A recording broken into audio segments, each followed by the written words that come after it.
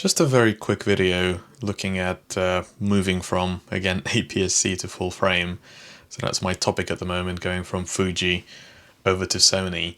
So you have the Viltrox 23mm for APS-C and 24mm for full frame.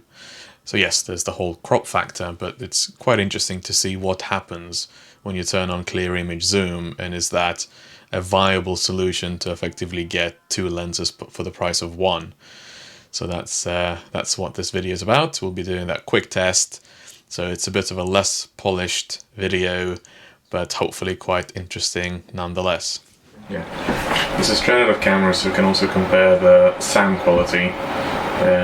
So I've got the light here set at 2%, so 640, 4.4, 150 shutter speed, so it's super bright, incredibly bright actually. Let's see what it looks like without the light. With the light, 2% makes a huge difference. Okay, now the same again on the full frame. So the other one was 23mm, this is 24mm. However, we have clear image zoom, so that 1.5x we should be able to replicate more or less. So we should be 1mm difference. So let's do that. And that's a big advantage straight away that you have on full frame, so that I can control everything from the app. On the Fuji one you can do photo shooting, it's a bit unreliable. Here it's very reliable, very flexible, it's absolutely fantastic. So this is one stop difference, so we should see it significantly less bright, you'd think. So let's see if that's true. And yeah, so this is f1.8 versus 1.4. 24mm lens instead of 23, but very, very similar.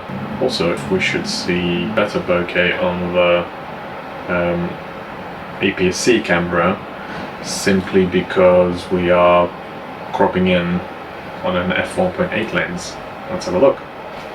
So I've had a chance to review the footage, and interestingly enough, there isn't as much difference between f1.4 and f1.8 as there should be, to be honest. I did at the time see reviews for Viltrox saying that the f1.4 isn't actually as bright as it should be, so that's likely the reason why we are seeing this slight difference there.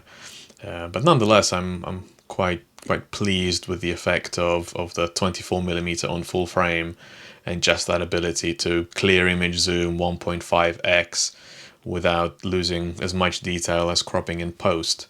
So that's quite a welcome feature, going from my Fuji APS-C to Sony full frame.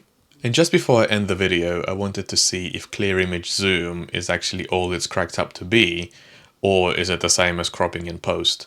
So what I'm going to do now is I'm going to zoom in to 1.5 times. How is this looking?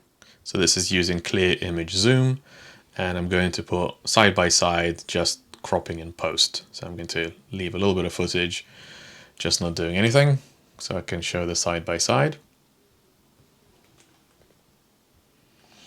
All right, so there you have it. Clear image zoom isn't just a gimmick, but it's actually quite good. Thank you for watching.